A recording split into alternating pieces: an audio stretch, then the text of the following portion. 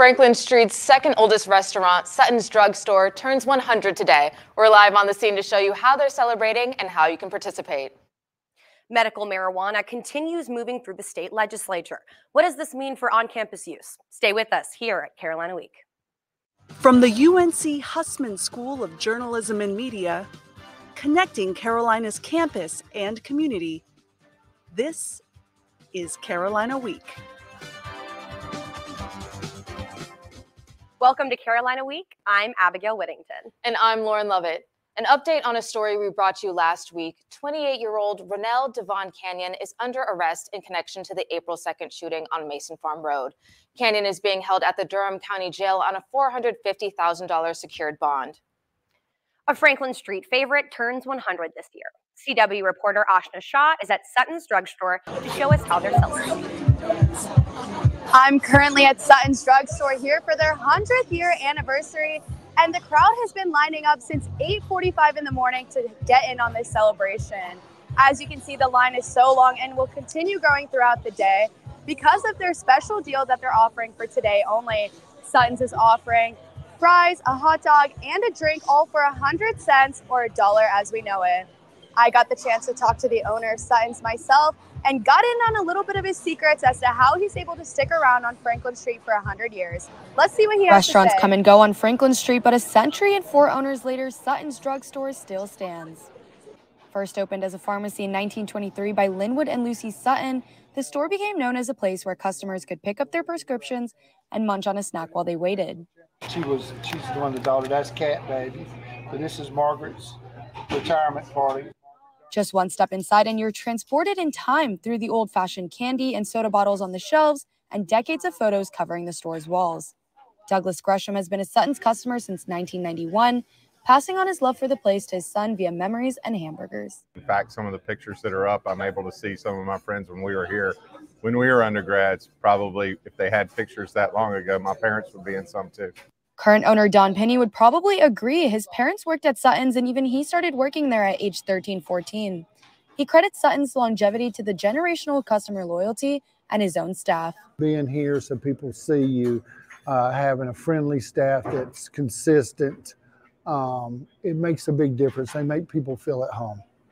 Penny says he has a personal relationship with many of his customers and that you're always likely to find him chatting it up with first-timers and regulars alike. It is wonderful to watch a student come in as a freshman and see them leave as a senior and see the development and the growth of hundreds of customers, daily that you see. All of a sudden they're graduated and gone, but they come back and visit.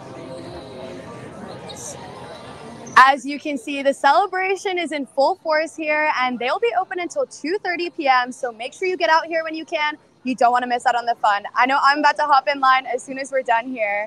Reporting live from Chapel Hill, I'm Ashna Shah with Carolina Week. Thanks, Ashna. That seems like so much fun. I'm hoping to make it out there after this. Another Chapel Hill staple minutes away from Suttons is up for sale.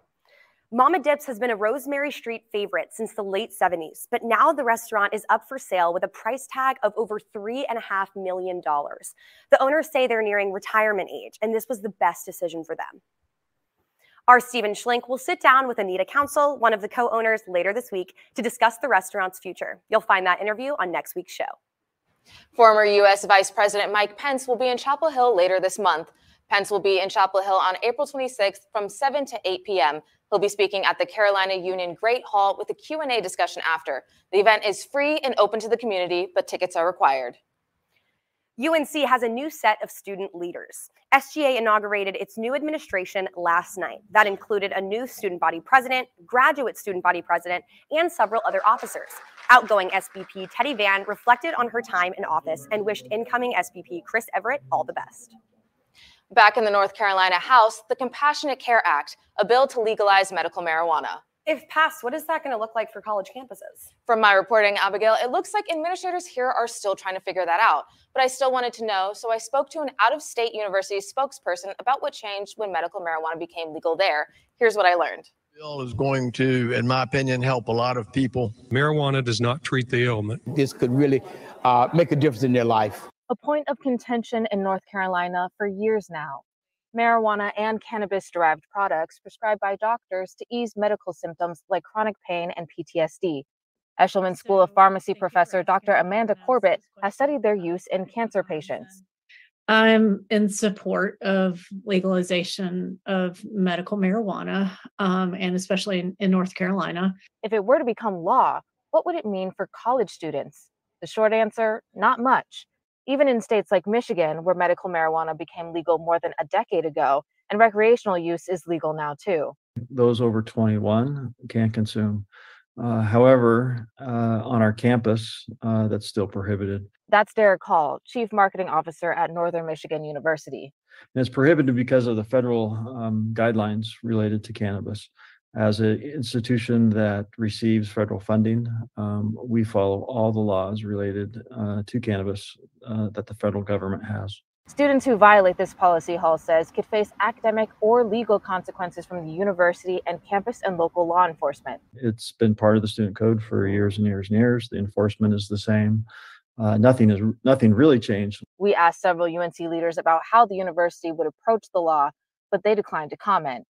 Dr. Corbett says, as several other states legalize medical and recreational use of marijuana, it's important to look at what they have done and how. We're definitely not the only state in the U.S. who has not approved medical marijuana as to be legal, but I feel we are pretty behind the majority of states in the U.S. that have approved that legislation. Still, it could be years before medical marijuana is allowed in North Carolina, and even more at the federal level. It's been sitting in the House for weeks now. No word yet on any upcoming votes, meaning the bill could die in the House a second time. Interesting. Thanks, Lauren. UNC will host the annual Arts Everywhere Day on Friday. The event will feature a pottery exhibit, a performance by UNC's Glee Club, and a show from the Blue Star Vietnamese dance team. Find out all the details at the link on the screen. The UNC chapter of the National Alliance on Mental Illness held the Reduce the Stigma Worldwide Mental Health Fair over the weekend. While the rain forced many of the scheduled events to cancel, local mental health groups and organizations shared resources and information to fight the mental health stigma, especially on college campuses. Abigail, are you excited for all the upcoming senior events? It's bittersweet, Lauren. I'm sad to go, but I'm really excited to celebrate. Some more events for the class of 2023. The UNC General Alumni Association is hosting a wine and design party tomorrow, a professional headshot workshop on Friday, and an exclusive show at the Moorhead Planetarium on Monday, just for the newest group of Carolina grads. There's one catch: you have to RSVP and spots are limited. To register, visit alumni.unc.edu and look for the Class of 23 Senior Week page. Next on Carolina Week, new housing proposals in Chapel Hill could prioritize high-density housing for students over accessible and low-income housing. The House budget and governor's budget prioritize state employee pay. What are the differences between the plans? Coming up. If you're buzzed and doing this,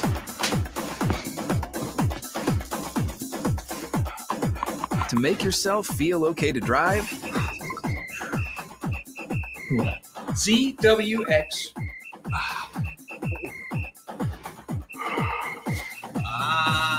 You're not okay to drive. YGKLVW. Regular you. Important zoning changes were the single item on Monday's Chapel Hill Town Council meeting agenda. The goal? To increase housing options in Chapel Hill. If approved, the change would allow for more duplexes and other medium-density housing. Community members were not allowed to comment at the meeting, but council members voiced their opinions. So this, like I said, is one tool to allow us to increase that housing diversity, the availability and accessibility of housing. To support neurodiverse people in our community, the Chapel Hill Public Library just introduced some new resources. The Neurodiversity and Nature Initiative brings sensory-friendly furniture, nature-themed sensory kits, and a new sensory trail to the library's Pritchard Park. Development of the trail will continue this spring in partnership with the NC Botanical Garden. Calling all artists. Representative Valerie Foushee wants you. The Congresswoman is looking for local young artists to submit their work for the Congressional Art Competition. The winner will have their work displayed in the U.S. Capitol for an entire year. Students can submit their work to Foushee's website. The North Carolina Supreme Court is in the process of rehearing 2 election-related cases that had already been decided. Carolina Week reporter Walter Ranke explains. It's important to note, last year the state Supreme Court had a 4-3 Democratic majority, but the tables turned in the 2022 election when Republicans gained a 5-2 majority. One case the Democrat-led court struck down, a Republican-supported voter ID law the court found targeted black voters. But with the rehearing, Republican lawyers want to reverse that decision. The other case is a landmark redistricting case, where the court ruled GOP-drawn electoral maps were politically gerrymandered and unfair, and is the subject of the U.S. Supreme Court case Moore v. Harper. A new ruling from the state Supreme Court could affect the U.S. Supreme Court's decision in Moore v. Harper. Some Democrats are calling the rehearings a purely political move. Here's House Minority Leader Robert Reeves, who thinks the rehearings could undermine faith in the judicial system. The legal precedent, whether you agree with it or not, there's incredible value to a structure being in place that people can depend on whenever they go before the judiciary. On the other hand, Mitch Kokai, a political analyst at the conservative John Locke Foundation, says this has more to do with timing and how the Supreme Court works. It's not likely to set much of a precedent one way or another because the same rules apply in every case, and the rules didn't change for these 2 rehearings. With Republicans in control, new decisions are extremely likely in both cases. One would mean voter ID requirements at the polls, and the other would give the legislature more power to draw maps benefiting the majority party. One of the plaintiffs in the first redistricting case is Bob Phillips, executive director of voting rights nonprofit Common Cause NC. We're a mobile society, and young people particularly are going to be armed. No matter the decision, North Carolina voters will see the impacts of both cases as early as the 2024 elections. In Raleigh, I'm Walter Ranke, Carolina Week. A new absentee ballot bill in the General Assembly could jeopardize thousands of ballots in future elections. The bill would eliminate the 3-day grace period after an election for an absentee by mail ballot to arrive.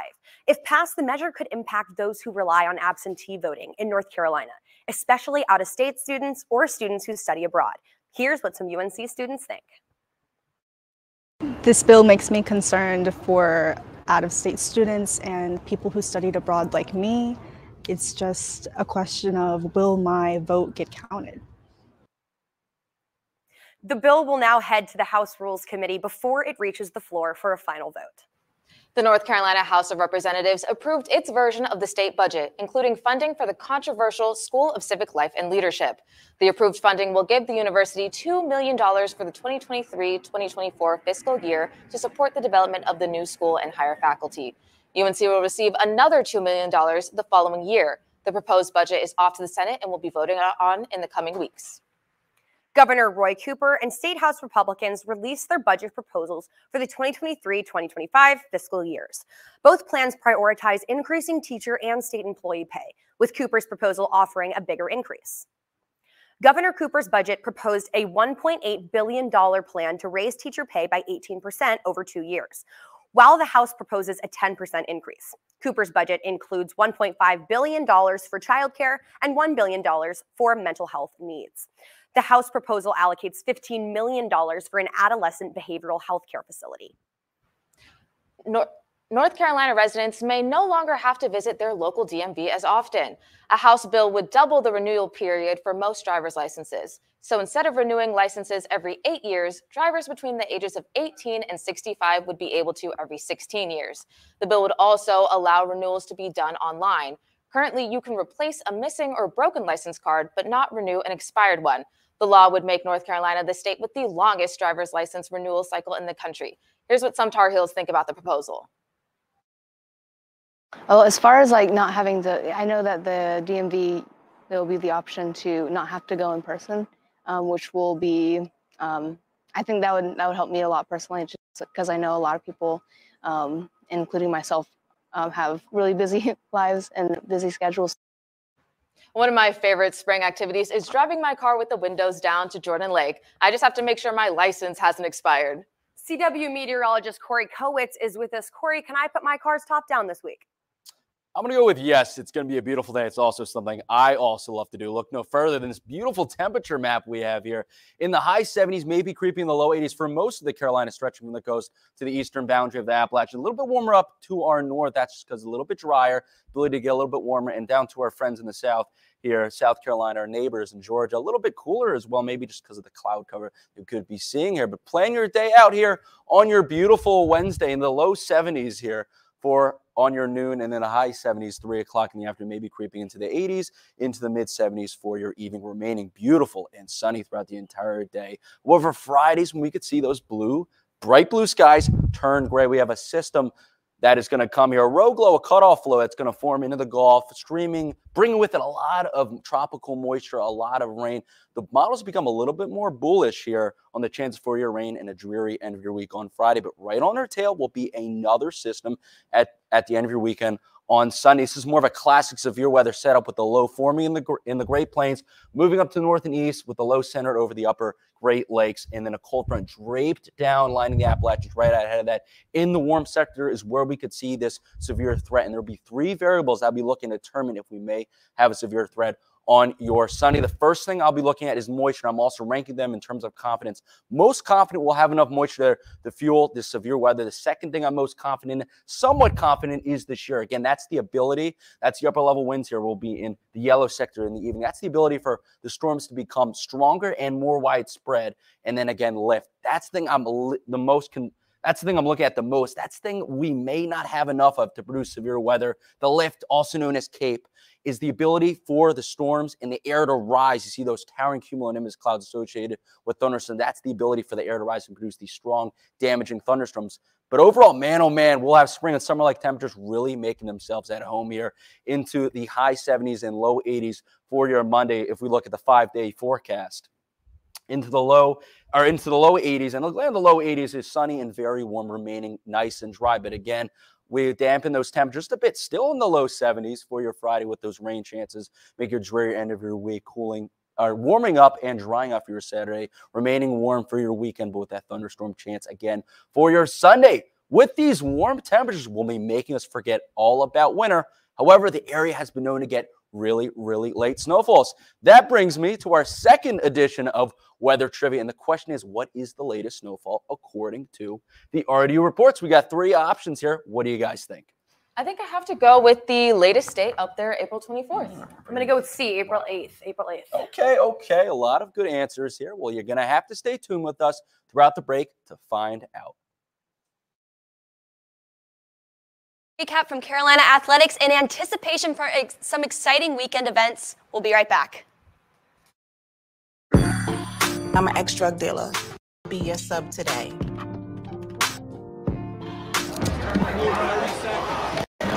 Two milligrams of fentanyl can be lethal. A lethal dose is in here. Who gets it, I won't know. It's cheap, it's potent, it's profitable. The sad reality is fentanyl is being mixed into everything now. Or kids should know.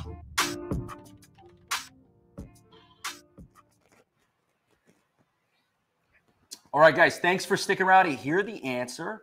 The answer is, believe it or not, it snowed on April 24th. I can't believe we haven't even gotten to that point yet, and it's so warm.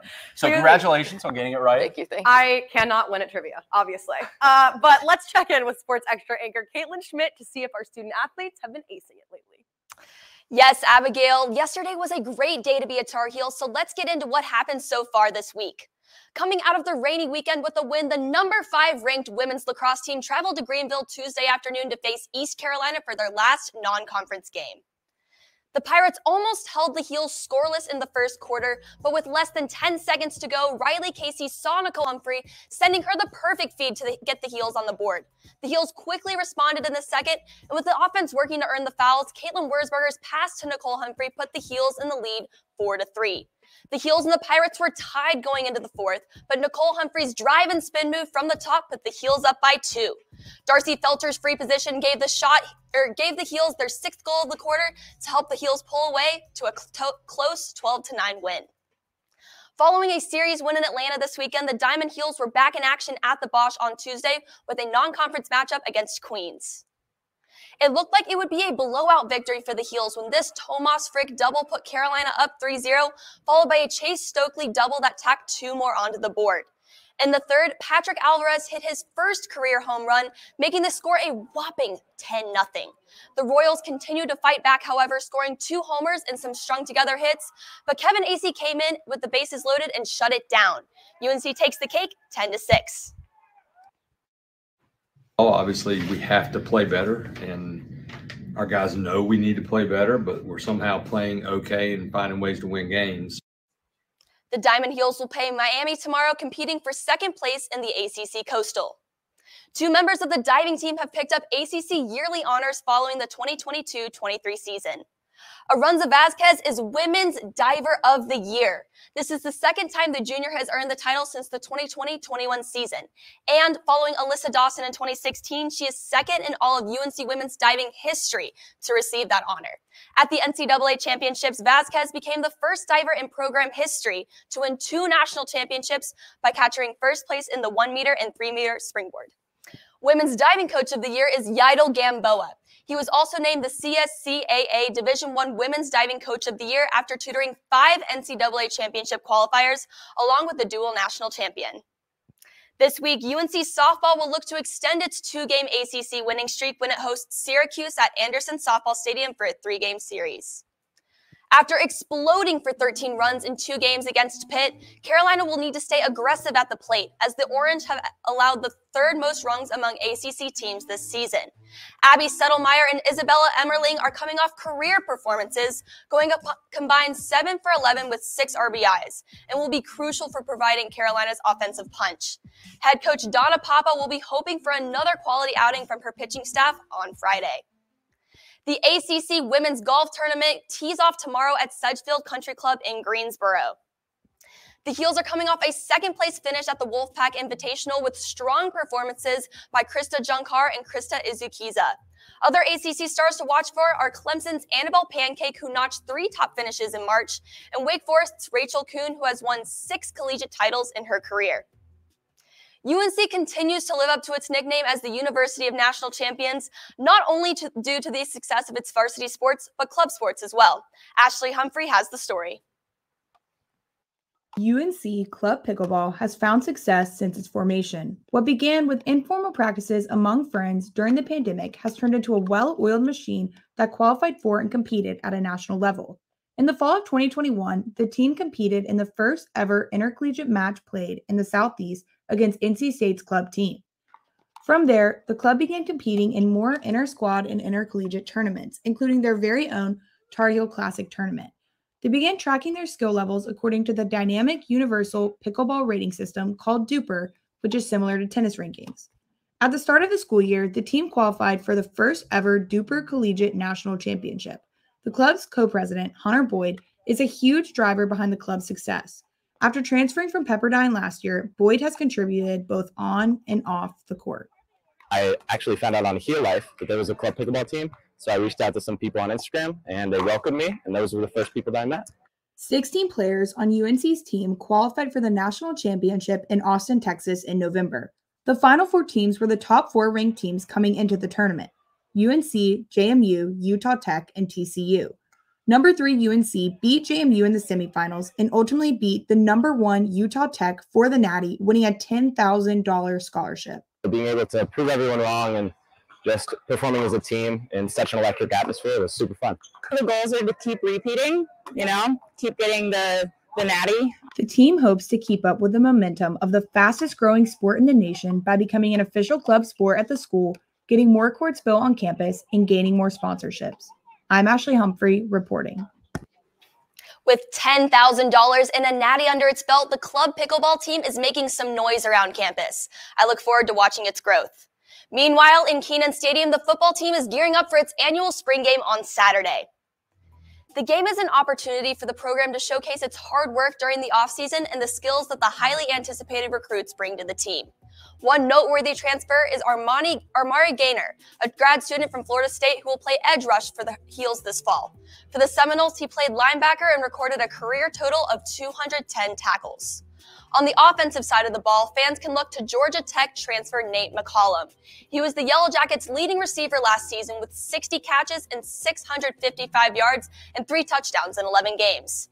He finished 5th in the ACC in receptions. Gaynor and McCollum are joined by many other notable transfers who fans hope will add some energy and talent to the team. With plans to improve 2022's 9-5 record, UNC football plans to show out on Saturday.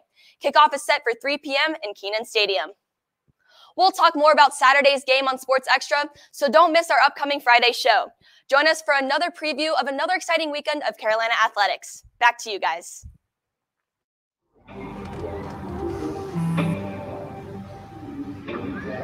I don't know why you're so sad. You've got a roof over your head. You gotta stop with that depression stuff. That's what white people think. You all right? It just feels like it's coming from everywhere. Do you want to talk about it? You can talk to me if you're feeling sad. Whenever you need to talk, I'm here, okay?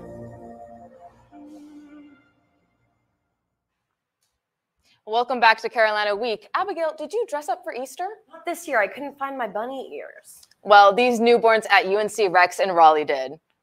Looks like the Easter Bunny made a visit to UNC Rex in Raleigh and left behind baskets full of eggs and adorable newborns.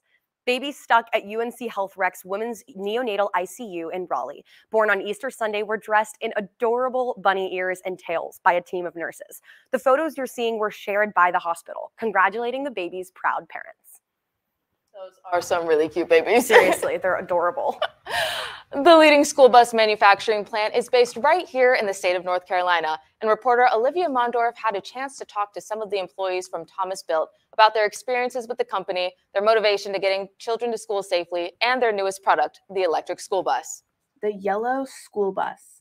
You've seen them transporting children in your local communities, and you've likely sat in those seats as kids on your way to and from school.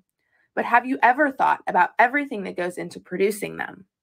From the welding to the painting to all of the exterior customizations, and now the advancements of the electric school bus, Thomas Built has established itself as one of the leading manufacturers throughout the country.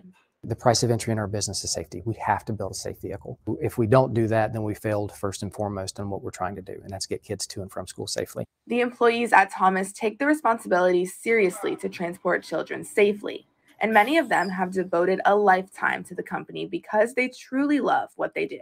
Obviously, I've been here 42 years, and I pretty much work 7 days a week. If the doors are open, I'm here. It's just a feeling inside of me. I mean, I love what I do. Many of the employees at Thomas attribute their years of work to the company, to the family environment that has bonded them together. It's really fortunate that we can come and work at a place here in North Carolina, make good money, great family atmosphere around here, and it's a great place to work. And knowing the hard work that goes into completing the finished product, Thomas employees have a strong sense of pride when they see one of their buses on the road in the state of North Carolina and around the country. If I'm watching a movie or a TV program or something and the school bus is in it, it makes me feel good when I know it's a Thomas. What has separated Thomas for years is the ability for the company to adapt and advance their model of buses to remain the best in the industry. We're continuously trying to make it better, trying to make it safer. The next step for Thomas is the production of electric school buses. While the electric school bus is nearly 3 times the cost of regular buses, these are a safer and more sustainable form of transportation that Thomas will work to produce more in the future. The electric bus is going to be good whenever we get it up and going good. Right now we're building about 6 of them a day, but whenever it gets going good, it'll be a good product. From High Point, North Carolina, I'm Olivia Mondorf. The electric school buses will be more commonly seen on the roads soon, and safety first remains the key goal. Thanks for being with us for this week's edition of Carolina Week. I'm Abigail Whittington. And I'm Lauren Lovett. Follow us on Instagram, Twitter, and TikTok for more Carolina news.